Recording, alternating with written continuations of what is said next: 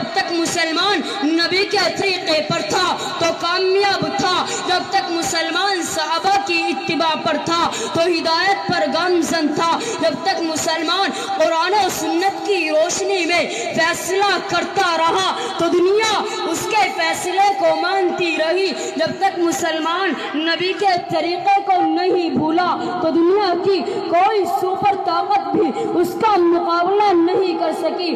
یہی وجہ تھی کہ اگر وہ مرے بھی تو کامیابی کی موت مرے، اور آج جبکہ مسلمان نے نبی کے طریقے کو چھوڑ دیا، قرآن و سنت کو بھلا دیا، صحابہ کی اتباع کو حقیر سمجھا، تو بتلاؤ یہ ذلت کے گہرے گال میں نہیں جائے گا تو اور کہاں جائے گا؟ یہ ہلاک نہیں ہوگا تو پھر کیا ہوگا؟ دوست نبی کے طریقے کو نہیں بھولا تو دنیا کی کوئی سپر طاقت بھی اس کا مقابلہ نہیں کر سکی۔ یہی وجہ تھی کہ اگر وہ مرے بھی تو کامیابی کی موت مرے، اور آج جبکہ مسلمان نے نبی کے طریقے کو چھوڑ دیا، قرآن و سنت کو بھلا دیا، صحابہ کی اتباع کو حقیر سمجھا، تو بتلاؤ یہ ذلت کے گہرے گال میں نہیں جائے گا تو اور کہاں جائے گا؟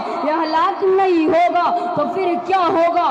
دوستو آج جتنی بیماریوں نے جنم لے رکھا ہے، جتنی خرافات پھیل رہی ہیں، جتنی رسوم و بدعات پیدا ہو گئی، یہ سب جو کچھ ہوا آقائے مدنی کے طریقے سے اعراض کرنے کی وجہ سے ہوا۔ مسلمان اگر پریشان ہوا تو آقائے مدنی کے طریقے کو چھوڑنے کی وجہ سے ہوا، مسلمان اگر مقروض ہوا تو سنت پر عمل نہ کرنے کی بنا پر ہوا، مسلمان پر اگر دوسری قوم مسلط ہوئی تو صحابہ کی راہ راست سے روگردانی کی وجہ سے ہوئی۔ مسلمان وہ نہیں جس کو حالات بدل دے، بلکہ مسلمان تو وہ ہے جو خود حالات کو بدل۔ مسلمانوں تم اپنی عزت اور اپنے وقار کو بھول رہے ہو۔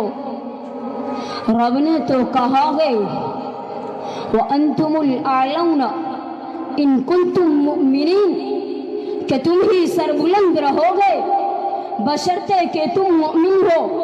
اور دوسرا خطاب تمہیں بہترین امت ہونے کا دیا، جیسا کہ رب کہتا ہے کنتم خیر امت اخرجت للناس تأمرون بالمعروف وتنہون عن المنکر، کہ تم بہترین امت بنا کر پیدا کیے گئے ہو، لوگوں کے لیے تم بھلائی کا حکم کرتے ہو اور برائی سے روکتے ہو۔ یہ وہ خطاب ہے جو رب کہتا ہے کنتم خیر امت اخرجت للناس تأمرون بالمعروف وتنہون عن المنکر، کہ تم بہترین امت بنا کر پیدا کیے گئے ہو، لوگوں کے لیے تم بھلائی کا حکم کرتے ہو اور برائی سے روکتے ہو۔ یہ وہ خطاب ہے جو کسی نبی کی امت کو نہیں ملا۔ چنانچہ حضرت نوح علیہ السلام تشریف لائے، اللہ نے نبوت بھی عطا کی، لیکن ان کی امت کو یہ لقب نہیں ملا۔ پھر حضرت ابراہیم علیہ السلام تشریف لائے،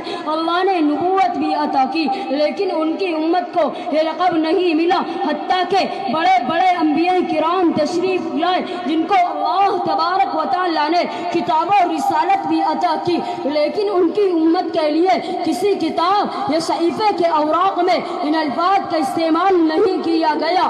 اگر یہ شرط حاصل ہوا تو صرف آقائے مدنی کی امت کو حاصل ہوا، اگر یہ لقب ملا تو صرف اس امت کو ملا۔ سوچو مسلمانوں، رب تمہیں بہترین امت ہونے کا خطاب دے رہا ہے۔